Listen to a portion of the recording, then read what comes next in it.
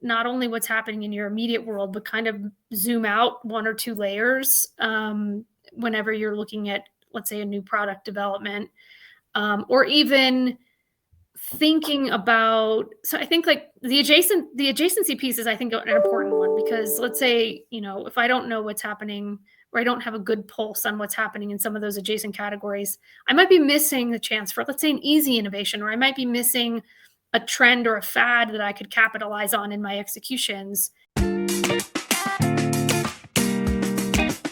This is Real Talk, the Customer Insights Show with Jen Vogel, a top-rated live stream and podcast in the market research and insights industry. We stream live on LinkedIn, Twitter, and YouTube, and you can listen on all major podcast channels. Join Jen and her guests for a weekly discussion around topics that will help you understand your customers better. Real Talk is presented to you by Voxpopme, the leader in video research and ranked number 1 in qualitative research by Grit 2 years running. Here's today's conversation. Hello, insights professionals, marketers, and everyone who wants to understand their customers better. I'm your host, Jen Vogel. Innovation can make or break a company's future, but what's the role of insights teams in helping innovative products be successful? To discuss that topic, today I'm joined by Marnie Steffe, Insights and Innovation Director at Elida Beauty, and a valued member of the Voxpopme Advisory Board. Welcome to the show, Marnie. It's nice to see you. Thanks for having me. So nice to see you as well. Very excited to dig into this topic with you. And maybe just to get us started, can you tell us a little bit about yourself, your career, and how you ended up at Elida? Sure. So I started at Elida in December of last year. That followed about a 14-year career at Unilever. Elida Beauty is part of Unilever. It's essentially kind of a company within a company, where the company had decided to take a subset of brands and put them all under kind of a more dedicated management structure. So these are brands that are what we call kind of iconic older brands in a sense, brands like Q-Tips, Noxzema, Pond's, St. Ives, and they've put them all under a more dedicated management structure, a smaller structure within Unilever, to provide them a little bit more support and to get to the growth potential that they really think these brands are capable of. So my role there is to be their Director of Insights and Innovation. And that essentially is covering the scope of all the brands and the scope of the entire marketing funnel. So given that these are brands that haven't seen a lot of, let's say, support or dedicated support in the last 10 to 15 years, my role is to really help the team kind of bring them back to life. So we're doing lots of work on strategy and branding. We're doing a lot of work on innovation, a lot of work on communications and advertising, and a lot of work on just even, market performance. So my role does kind of span the scope of the marketing funnel across all of the categories and brands that we cover. Prior to being in this role, I was in a number of different roles within Unilever. I worked on Suave and Caress at the beginning of my career there. I worked on the Knorr global brand, which is a global foods brand. I spent about 5 years on the Dove personal wash globally, so doing research in, Brazil and India and Europe and the US. On everything Dove personal wash, so bar soap and body wash, and then spent a few years on our customer development side of things, helping our grocery sector and doing some kind of strategic and joint planning with our grocery sector in Unilever. So, and then joined Elida here in December. So had a wide variety of roles. So, and then from a personal perspective, I live in Evergreen, Colorado. My husband, I'm a New Yorker at heart, so I came here from the East Coast. I lived there most of my life, and I live with my husband, who owns his own physical therapy practice, and 2 daughters who are 16 and 13, who keep me very busy with their mood swings, and a puppy who keeps me very busy with his energy. So that's me in a nutshell. Well, that sounds like a lot of fun. The East Coast misses you, that's for Yes. sure. It sounds like you're in a really beautiful area in Colorado. And, your career path is really interesting to me, and kind of all the different experience that you've had within Unilever and now carving out this subset of, as you described, these iconic brands. What's been the difference, having worked with, say, Dove, on a very specific, specifically on that one brand, to moving on to, brands that Unilever believes have more growth potential than what they've maybe had resources for in the past? Like, what are some of the big differences between working on, one of the maybe cornerstone brands versus these growing ones? Or Yeah, so I mean, there's a lot of differences. When you work on a big brand with big budgets, there's obviously a lot higher. There's a lot more funding that can be dedicated to doing research at many kind of pivot points along the way. There's also, in a sense, there's a higher risk to a lot of the projects that you do. So you really need to make sure everything is, all the T's are crossed, I's are dotted, and make sure everything is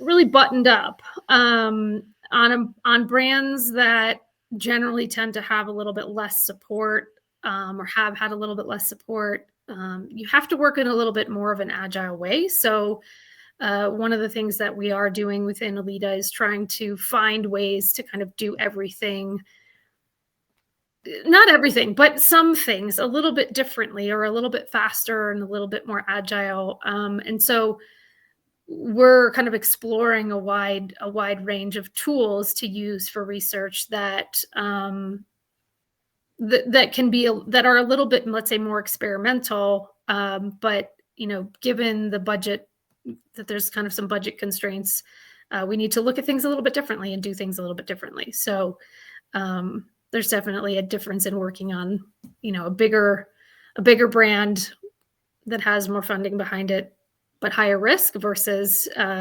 smaller brands with smaller budgets and need to work in a little bit different way.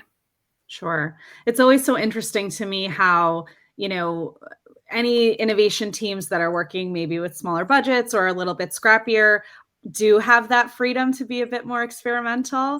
And the outcomes of that are always very interesting to me, versus, when you are dealing in a sort of high risk situation, we tend to maybe not allow ourselves the space to be a little bit more creative with, there's more pressure to do things a tried and true way. Whereas when you're a little more constrained, you do have some freedom to flex a little bit, which is interesting to me. Yeah, absolutely. And so when it comes to developing new innovations, and I mean, I'm curious about this just in general with these kind of long-standing iconic brands, like what does innovation mean in that context? We often talk about innovation when it comes to coming up with something brand new, but, these are long-standing brands and products. So, what does innovation really look like? And when it comes to developing those new innovations, what's your role? What's Insight's role in that process? Yeah, I mean, I think it's interesting because innovation can take on many forms. Innovation can be a new product, from scratch. Innovation can also be a new way of talking about a product. It can be, use of different tools that, you maybe haven't used before, but maybe it's the same portfolio. In the case of Elida, one of my role with innovation is really helping the team to understand how can we bring things to consumers from brands that people often recognize and know because they've been around for so long, but bring them to consumers in a way that they haven't necessarily heard us in the past 10 to 15 years. So in some cases, that may be a new product. In some cases, that may be just a new way of talking to people. My role in the process really, like I said before, kind of does, it crosses the gamut of the entire marketing funnel. So if we are looking at new products, my role will be in helping the team. So for example, understand the market landscape. So obviously, if you're working on any brand or any category, part and parcel of your job is to understand what's happening in the category and the market landscape. But I will help them kind of dig underneath get underneath the surface on with tools like, IRI and Nielsen and panel data to help understand what's actually happening in the category. But then on the flip side, we also need to make sure we're understanding trends that are happening in the market. So, and those trends could be very category specific. If I take face cleansing as an example, what's happening in the face cleansing world? What is the competitive landscape look like? What are new innovations that have come up in the last, few years that are doing really well, or innovations that have failed? And do we understand why behind a lot of what's happening in the marketplace? And the trends, we obviously want to look at, generally what's happening in the landscape, but also want to look at what are some maybe more niche areas that are up and coming that haven't necessarily exploded yet? Or what are some tools that what are some things that people are doing in a more macro space? So sometimes we'll look at, macro trends, like what's happening in the digital world. And sometimes I think of something like QR codes. I mean, that's just like a kind of a random example, but not to say that we're going to innovate on QR codes, but QR codes were the type of digital tool that were very dormant for a while. And when COVID came about, people started using them more. So now you're starting to see them on front of packs for certain products to help communicate more information. So that's like, I'd say, an example of an innovation that's not just a product, but it's just a new way of doing things for certain brands. So my job is to really help understand the landscape of all of those spaces. And then, once we get into actual product development, I will help the teams understand, like, let's say it's actually a new product, helping people understand what types of formulas that we might want to develop, and in my case, we do a lot of work on skin. So how does that feel on your skin? How is it delivering on the benefit that we might want to deliver on? So it goes from kind of strategy to, product development, and kind of helping the team understand that. And then through to, helping them understand how to communicate that, what kinds of messaging can we put out there in communications, and how do we, so in all of these parts of the funnel, I'm helping them kind of dig underneath the surface, and do the research on it. So, and in many cases, if we need to know a lot about why something is happening, we may do a lot of qualitative research. If we need to get like numbers and statistics, we may look a lot at landscape and Nielsen and IRI data. If we need to know, if we have 25 ideas and we need to narrow them down to 2, we might do some more quantitative type of work. So, the type of research that's done is often as well dependent on where you are in that kind of in the process, as well as what questions you need to answer at that point in time. Kind of a broad answer, but hopefully that helps. No, that's great. That's a lot of good information there. I love how you're talking about, the research that you do, very category specific or product specific, and then kind of broader trends and what can you learn from what's happening with QR codes in the digital landscape. But, I was at the Sensory Professionals Conference in Savannah a couple of weeks ago. And that was a big topic of conversation, was just, what you were talking about, formulas, like how does it feel on your skin? Like how do you research and measure a sensory experience when so much is happening in a digital world right now? How do you have a sensory experience in the metaverse? Or how do you, even just things like social media, TikTok, like there's just this, the beauty influencers, like so many people make decisions, product decisions and purchase decisions based on what someone else tells them, as opposed to actually experiencing it for themselves. So really interesting to hear like, how different companies are thinking about those things layered on top of each other to make those decisions. It's an interesting question, right? And it's one that oftentimes straddles, let's say, marketing as well as research and development kind of functions within the company. In terms of, there's a big question, I feel like, around, how do you bring, let's say, the idea of a scent or a fragrance, and how do you communicate that online? Like if someone's, buying on Amazon, how are they going to know that they might like something before, when it shows up at their door? So there is definitely work happening to understand, like, how do you communicate something that is typically an in-person experience how do you do that, online? I wouldn't say that's necessarily an easy ask. There's a lot of experimentation with how do you do, maybe there's videos that you create for Amazon, or maybe there's kind of imagery and visuals that you put that help convey, what that experience is like, even though you can't feel or touch a product.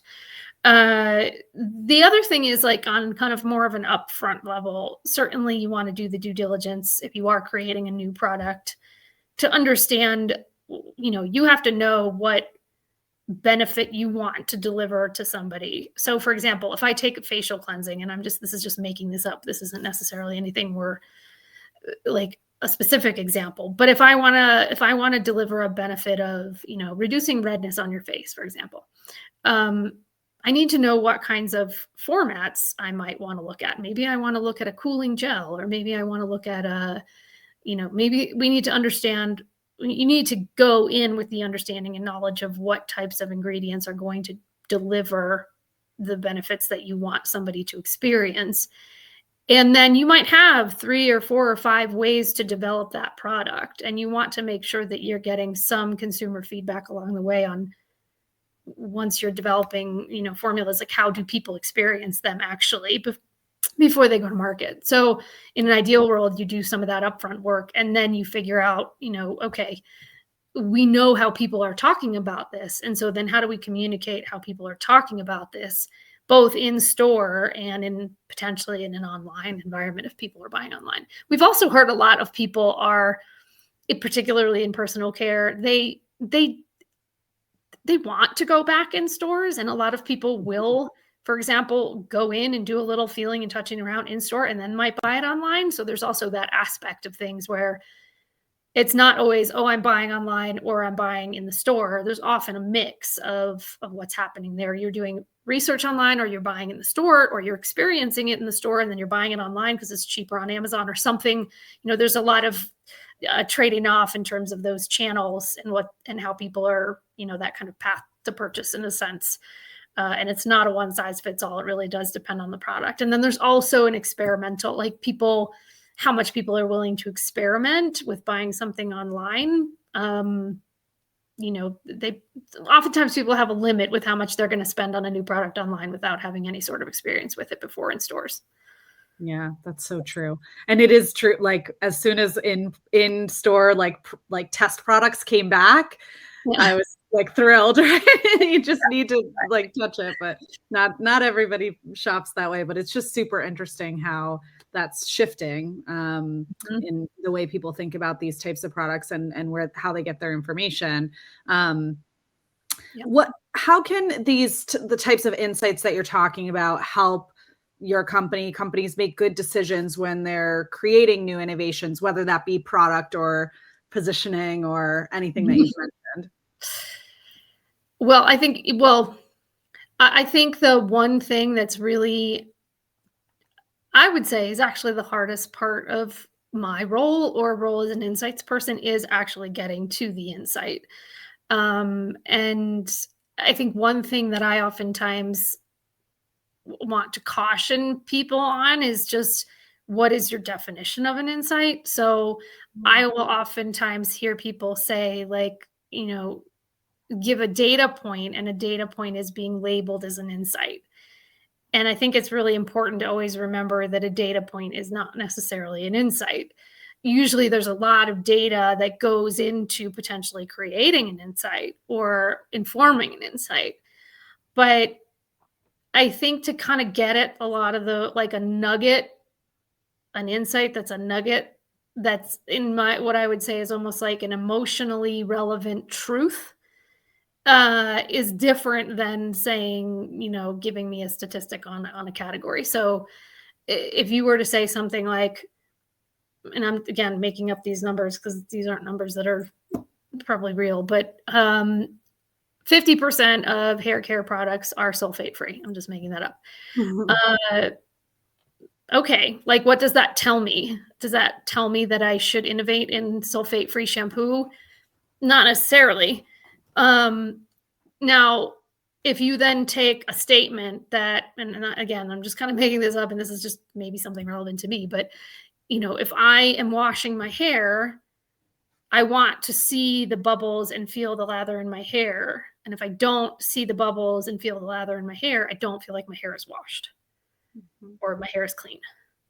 So there's a statement or a truth in there that may be true for many people, and it may have an emotional kind of relevance versus talking about, numbers. And those numbers certainly should help inform what your insight is. But I think coming to those nuggets, and oftentimes those nuggets and those insights that are kind of these emotional truths really do need to be the in a sense, the thread that keeps an entire innovation project together, because everything should be really tying back to that. But I would argue it's the hardest thing to find. And it's very hard because there's so much innovation in so many categories. There's so many new products every time you walk into a store. Some products come, some products disappear, and you have to create a new product knowing that you're connecting with some sort of emotional truth with consumers, a need, or like I even called attention that people feel, that then give you reason to develop a product behind that. And if you don't have that, or if it gets lost along the way, that's when you kind of lose the thread of like, why would, in our case, why would Walmart take this product in versus other products that other companies are developing? So that insight or kind of emotional truth really does need to be the thread throughout. But there's a lot of steps in developing an innovation when it comes to, you're developing the formula, you're developing the packaging, you have to figure out where it's going to be produced and supplied. And so you can run into a lot of constraints along the way that can prevent you from getting to kind of bringing that thread from the top to the bottom of the funnel. So I would argue insights are one of the most important things, but not the most important thing. But also probably the most difficult to sometimes get. Yeah. To really pull it through the entire marketing funnel. Yeah, for sure. I've heard a lot of definitions of like, what is an insight? Because, that conversation does come up, and there is a sort of consensus. Like, it's not just the data. The data is just the facts, right? An insight is X. And your description of this emotionally relevant truth, I love that.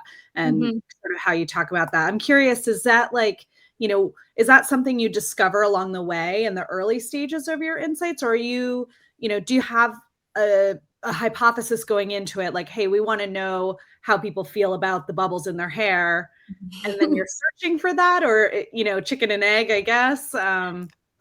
Yeah. I mean, so I'd say it varies by project. I think sometimes kind of sometimes just by having studied your brand, studied your category, you might know where those nuggets reside.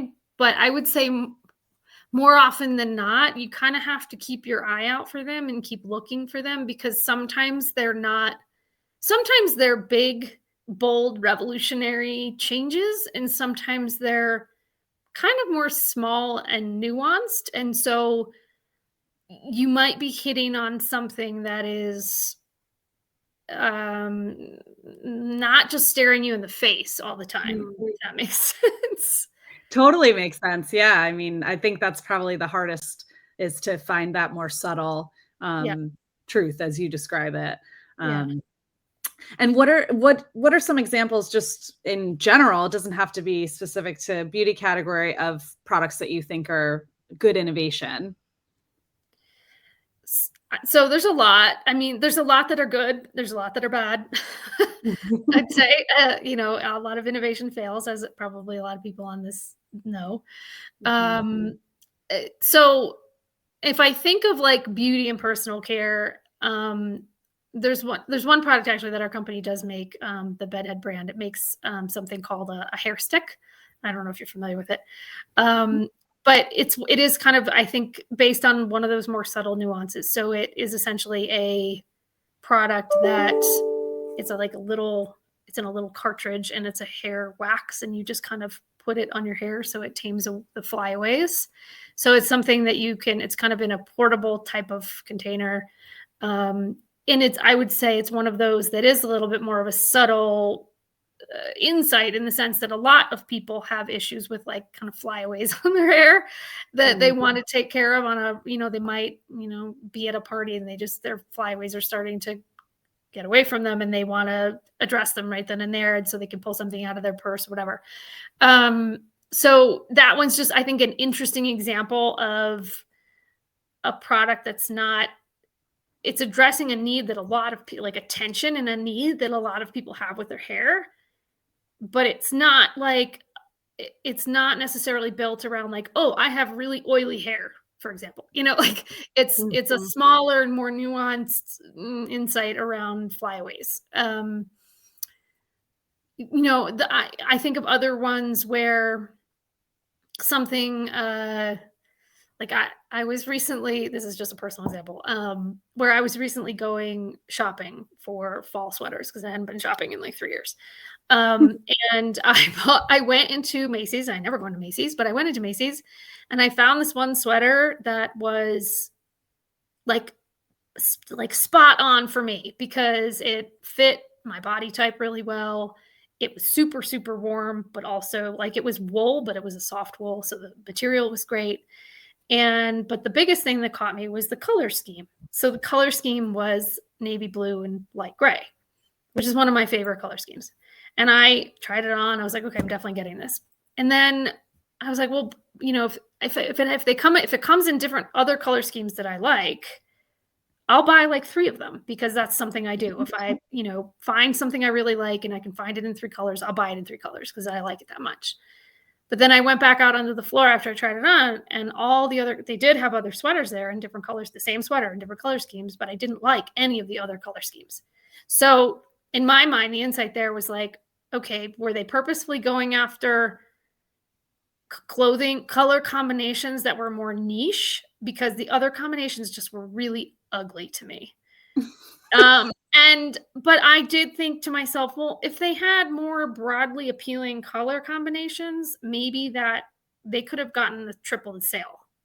So to me, that's like an insight around color and like, how are you playing with color? And I can liken that to, in my world of beauty and personal care, to fragrances, right? So having a fragrance that's really broadly appealing versus a fragrance that's very more niche and maybe polarizing, you have to kind of strategically know when you're going in, like, is that fragrance going to appeal to a wide variety of people, or is that fragrance going to be maybe only for a small subset of people? And do you know that going into the creation of that innovation? So I say that in the apparel side of things to say that it applies in a lot of different ways. But it was just like a personal example. It wasn't necessarily an innovative product per se, but as you're, looking at different ways to innovate. I mean, I think of something like a really innovative product this is from a long time ago, but like the Swiffer that just like blew up the cleaning world because people didn't have to use a mop anymore, that kind of thing. I don't think you get those very often. But certainly the change in using a Swiffer over like a mop or bucket or something is just a huge shift in how people were able to clean their homes. But that's a different type of, so I think there's kind of small ones, there's big ones, and there's a lot of in between. Yeah, totally. Yeah, I think those small ones are really interesting because whenever we talk about innovation, we do tend to talk about the big things. Like you talk about the latest iPhone, or you talk about Swiffer kind of changing the game. So that's interesting about the, finding those subtle changes that can have a really big impact. Yeah. I love that. So how do you identify new or current landscapes where innovation efforts should be focused? I mean, maybe we've already sort of covered this, but how do you kind of identify that white space? I mean, we've covered it a little bit. Like, I think there's just a lot that goes into kind of keeping keeping a pulse on everything that's happening, again, in kind of your own respective category. But also, I'd say there's kind of layers of it, right? So there's obviously knowing what's happening in a respective category and the ins and outs and the competitive landscape and things like that. But there's also understanding what's happening in, let's call it adjacent categories. So in my case, in beauty and personal care, I don't necessarily work in, let's say, cosmetics or makeup, and I don't work in fashion. But could it be that that trends in those spaces influence what happens in the categories I work in? Of course. So I think there's a need to just keep an eye on not only what's happening in your immediate world, but kind of zoom out one or two layers whenever you're looking at, let's say, a new product development, or even thinking about. So I think like the adjacency piece is, I think, an important one, because let's say, if I don't know what's happening, or I don't have a good pulse on what's happening in some of those adjacent categories, I might be missing the chance for, let's say, an easy innovation, or I might be missing a trend or a fad that I could capitalize on in my executions. So it's keeping a pulse on those as best possible, even though there's so many things to keep a pulse on. And then also understanding, like I said before, the QR codes is something like in the digital landscape, right? That's just an example. But there's other kind of macro trends that are happening in the world, right? So a lot of brands are trying to figure out how do they play in like a sustainable world, and where people are more and more concerned about climate change, and what brands are doing that and really putting their stake on something in the sustainability world, and is that relevant? So like if I think of the kind of more macro trends, like the digital space or the sustainability space, or what's happening even in socioeconomic and the spaces in with the economy, innovation can come in any one of those places. So even if you think of like, okay, we're entering into 2023 when people's savings are starting to drop a bit more because they don't have as much savings as they did during COVID, they might start to make different choices. So maybe an innovation is just a smaller pack size. So some people who are going to be now digging into their savings further need to be able to buy a smaller size for their families, or a larger size that can, fit the whole family. So I think it's important to not pigeonhole innovation into one space and only have it be product innovation. I think it can also be in these bigger spaces, but you have to strategically evaluate whether or not those spaces are relevant or what's relevant for your brand, if that makes sense. Sure. Yeah, it does make sense, because if you just look at everything all the time, then you just wouldn't be able to. I mean, it's not possible to look at everything all the time. So yeah, making sure you're strategically relevant, that's a great tip. But actually looking at those spaces, I think we saw that a lot during COVID, where brands or companies who typically produced a certain type of product, there was an immediate need for another type of product, at alcohol brands producing hand sanitizer and things like that. Like, you have to know the right trend or signal to actually latch on to. But yeah, it's good to like zoom out, as you say, and get into those other adjacent spaces. Yeah, I mean, and I think we did see a lot of that in COVID, like brands morphing into territories they might not otherwise have morphed into, because there was a need, they could fill a need. And, you go back to that, like that need and that tension. And if you have an insight that kind of people need this now, there's a problem here, I can fix it, I can help fix it. And a lot of brands, I think, did a really good job of coming up with new products that probably they would not have developed otherwise had COVID not been in play.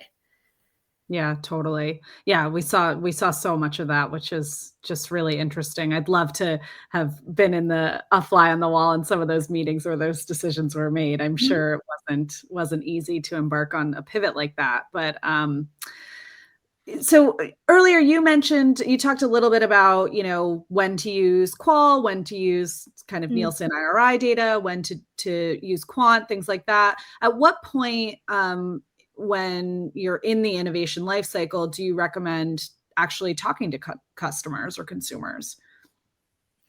So I would say there's a lot of factors that can play into it. Typically, of course, as an insights person, I would say you want to be talking to people more often than not. I think there's two things. One is like, I often talk about developing a gut feel for your consumer. So, the consumer conversation or conversation with just people, if we don't call them consumers, should be an ongoing thing, I think, in any like marketer's life. So even if it's like, hey, you happen to have a conversation with, you're having a conversation with your mom and the subject of hair care comes up, or shampooing your hair or something, have a little curiosity, dig around. What does your mom do? Why does she not do whatever? So that's like, that to me is like an ongoing kind of curiosity that people should have to understand different types of people. When it comes to the innovation lifestyle and a specific product development, for example, I think it sometimes how and when you talk to people on a more formal basis, I think depends on the level of knowledge and the type of knowledge that you need. So, for example, if you're in, if you're in a certain, if you are new to a certain category, let's say you're working on, in my case, hair care. If I've never worked in hair care before and I need to help people develop new concepts for hair care, I can't just do that without understanding fairly deeply what the category is all about. And so that might require something more like, if you have a lot of questions on, like, I often think of qualitative as like, why is something happening? Why is there a certain trend? Why are certain hairstyles coming about? Why, how? You want to dig really deep. I would say you want to basically go into an innovation with as much understanding and knowledge as you can. And if you don't have that, to really be digging underneath the surface. So I think, to me, it's important at the beginning of a project to know where you stand with your knowledge. And also, and if you don't have enough knowledge to really get into the weeds on a product development, then that's an important step to take. And oftentimes that may come through something like qualitative, only from the perspective of getting deep in the knowledge. You might also be starting a project where you kind of know a lot about the subject, but maybe you have 30 ideas and you're just not sure which direction to go. And in that case, I would say, no, maybe you take more of a quantitative approach and you kind of screen a whole bunch of ideas and you kind of narrow them down to the top 5, let's say, because you kind of know the territory. So I think at the beginning of the process, it's kind of knowing where you stand with your knowledge. And then, figuring out what do you need to learn. Once you get into the development of, like, let's say, ideas and products and concepts, there's a lot of different ways that you can talk about the same product. So I think it's also then understanding, let's say you're developing a new, again, I'll use facial cleanser, a new facial cleanser. You could determine that you have a blue colored facial cleanser that cues like a cool moisture type of feel on your skin, or you could have like a really creamy moisture based type of product that kind of is more gentle. And so, there's a lot of different routes that you can talk about a product and kind of develop a product. So I think you also then need to know, okay, what kind of benefit do you want to deliver? Do you know what type of product you actually want to use? So you may need to do research on the actual product itself and varieties of that product, for example. And again, like sometimes with that, you might actually need to put multiple product samples in the hands of people and have them try it and give you feedback, that kind of thing. And then when it comes to, okay, maybe you've developed your idea, you've developed your product, and then you want to communicate it. It's the same kind of thing. Like, I think the touch points are really kind of those core touch points of like, what's your knowledge at the beginning? Okay, then you have your knowledge at the beginning. You get into the idea phase of things and you okay, there's like 10 different ways I could talk about this product. And then there's 10 different ways I could communicate this product. And then, you have to really, I'd say, narrow in and kind of optimize along the way. And I think it also has to do with the risk tolerance of your company and the budgets that are, I think there's some very tactical factors that have to play into this. Some companies are fine, to not do a whole lot of research and do a lot of testing and learning, and just, if something doesn't fly off the shelf, then they try again.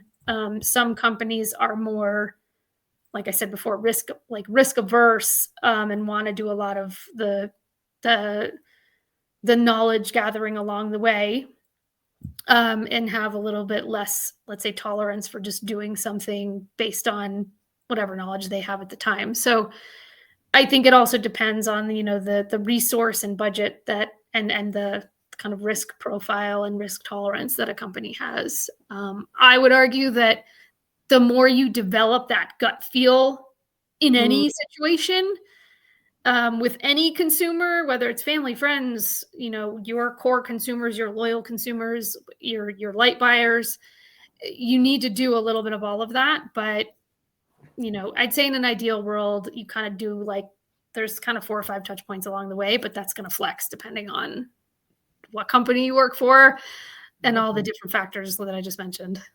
Yeah, for sure.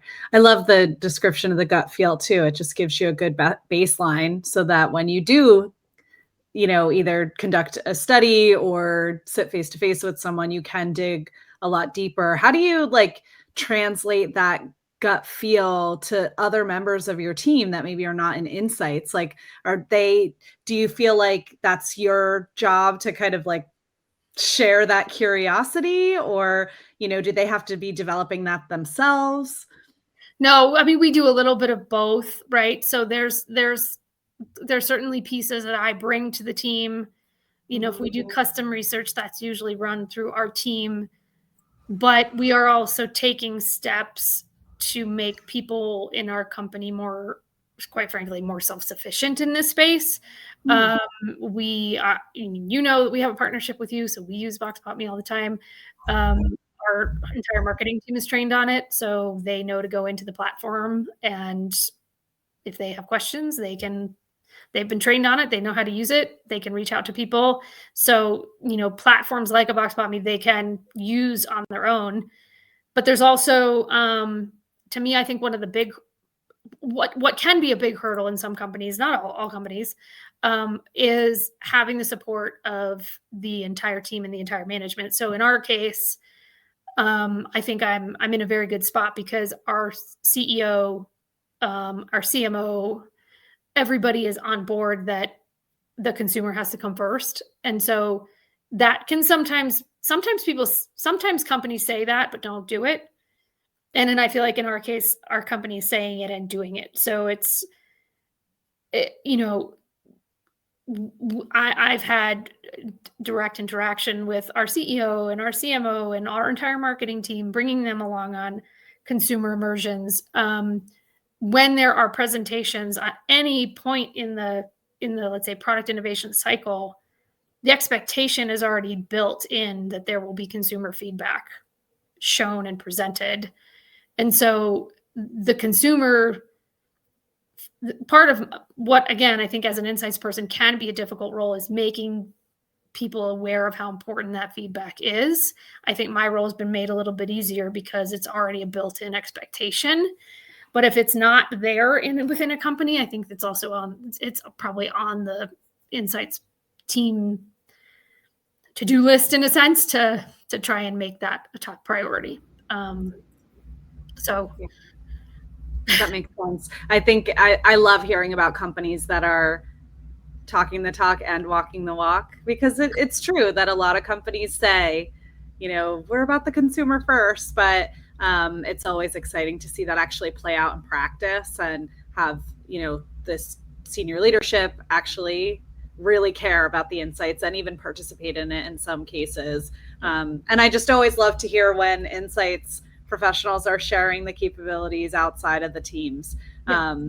There are definitely, we've talked about this, there's 2 camps, right, of people who are like, hey, we've got to keep insights and insights, we don't want anybody to mess anything up. And, any opportunity to really share that learning and that knowledge and that empathy with consumers to other divisions is just not a bad thing, especially as technology gets easier to use.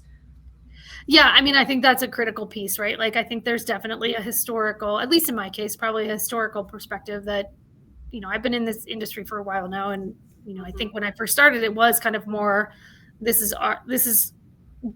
insights people do insights and your marketing teams expect you to do it for them. And I feel like we've kind of evolved to a place where it's a little bit of both, right? So we don't shield it from them, and we try to train it. We try to train the teams on the platforms that we use and give them more access. That's not to say that, a marketing manager or marketing director, they don't have all the time to do what I do, because this is my full-time job. But when it's the right time and place for them to do something that is turnkey, that's easy for them to do, that they can be trained, and it's not a heavy lift, we don't want to shield the access, because it feels like, it's a balance between giving everybody kind of democratic access to it and doing it on their own versus, they're not expected to all of a sudden become insights people, but we want to be able to make sure there's a good balance there. Yeah, absolutely. And as they're making decisions throughout their days that are maybe not related to a specific insights project, they have that gut feel like you were talking about, just like you have. Wonderful. Well, I think we'll stop it there. Like, this has been such a great conversation. There's so many more topics we could probably cover, but I really appreciate you taking the time to come on the show today and sharing all your experience with us. Yeah, I'm happy to be here, and let me know when you want to do it again. I'll be happy to come back. That sounds great. maybe in the new year. Yeah, right. Sounds good. Well, thanks everyone for listening in. We will be back in about 2 weeks with another episode. I'll chat with Voxpopme's very own Jamin Brazil about how to moderate a virtual focus group. See you then.